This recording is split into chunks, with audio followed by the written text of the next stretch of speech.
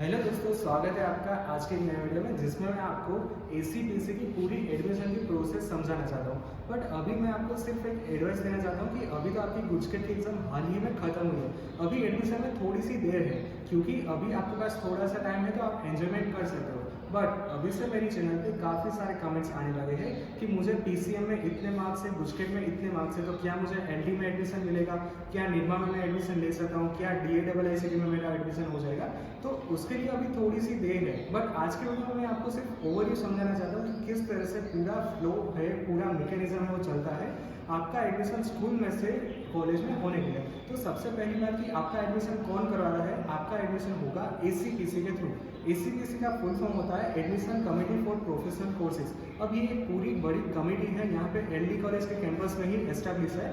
इसमें आपके जितने भी प्रोफेशनल कोर्सेज हैं वो हो गया BE, BTech, BArch, MCA, BCA, commerce के काफ़ी सारे कोर्स, वो सारे के सारे एडमिशन ये एसीपीसी कमेटी ही करवाती है। अब उसमें क्या होगा, सबसे पहले आपका आएगा मेरिट मार्क। मेरिट मार्क क्या होता है? मेरिट रैंक यानी कि आपके जो पीसीएम मार्क है उसमें से 60%, आपके जो गुजकेट के मार्क है उसमें से 40%, इन दोनों का कंबाइन होके एक मेरिट रैंक निकलेगा। अब मान लीजिए कि मुझे पीसीएम में 300 में से 300 आए, गुजकेट में मुझे 120 में से 120 है, तो मेरा मेरिट रैंक होगा 1। दूसरे पर्सन को यहाँ से पीसीएम में 300 और गुजकेट में 115 यानी कि 115 है, तो उसका गुजकेट उसका मेरिट रैंक हो जाएगा 2।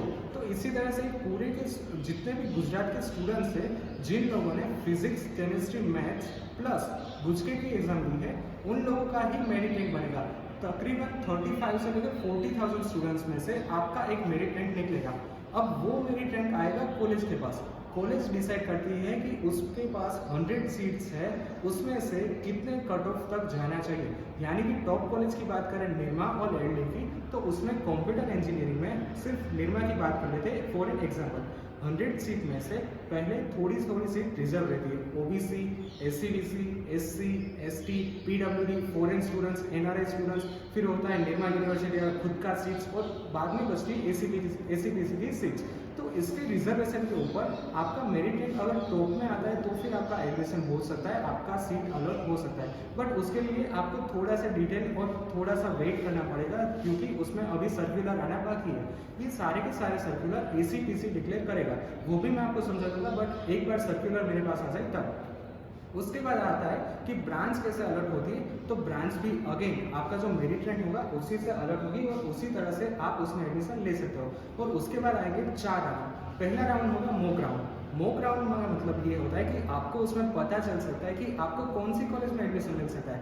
मान लीजिए कि यहाँ पे कोई स्टूडेंट्स है, सबसे पहले DAIICT, Nirma, LD college, Vishwakarma government engineering college डाली है मॉक राउंड में, तो फिर यहाँ पे रिजल्ट में आता है कि LD कॉलेज ऑफ इंजीनियरिंग। इसका मतलब ये हुआ कि DAIICT निरमा में आपका एडमिशन नहीं हो सकता है, आपको LD में एडमिशन मिल सकता है। तो इसमें आपका एडमिशन फिक्स नहीं होगा, आपको एक सिर्फ अंदाजा मिलेगा कि इसी कॉलेज में आपका एडमिशन हो सकता है।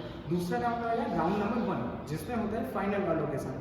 यानी कि राउंड 1 में भी मान लीजिए कि आपने DAIICT, निरमा, LD, VGC डाली है, तो राउंड 1 के रिजल्ट में आया LD, तो फिर आपका LD में एडमिशन कंफर्म हो जाएगा। अब मान लीजिए कि आपको अभी भी निरमा में जाना है, तो फिर आप राउंड 2 में जाकर फिर से चॉइस फिलिंग कर सकते हैं। अगर कट ऑफ में आप इंक्लूड होते हैं यानी कि 2000 कट ऑफ है और आपका कट ऑफ 1950 है, तो फिर आप कट ऑफ के अंदर होते तो आपका एडमिशन हो सकता है, बट वो होगा राउंड नंबर 2 में। और उसके बाद लास्ट में कभी कभी वो होता है ऑफलाइन राउंड, और उसमें आपको डायरेक्टली कैंपस में जाके आपका एडमिशन करना होगा। तो ये पूरा का पूरा एक प्रोसेस रहता है। अब इसमें ये सिर्फ ओवरव्यू है, पूरा का पूरा सर्कुलर एसीपीसी डिक्लेयर करेगी तब मैं आपको इजीली समझा दूंगा। बट ये मैं आज का वीडियो सिर्फ ओवरव्यू के लिए ही आपको समझाने के लिए बनाया। So that's it for today's video. I hope कि आपको ये वीडियो पसंद आया होगा। अगर वीडियो रिलेटेड कुछ भी डाउट हो so you can ask in the comment section. Thank you.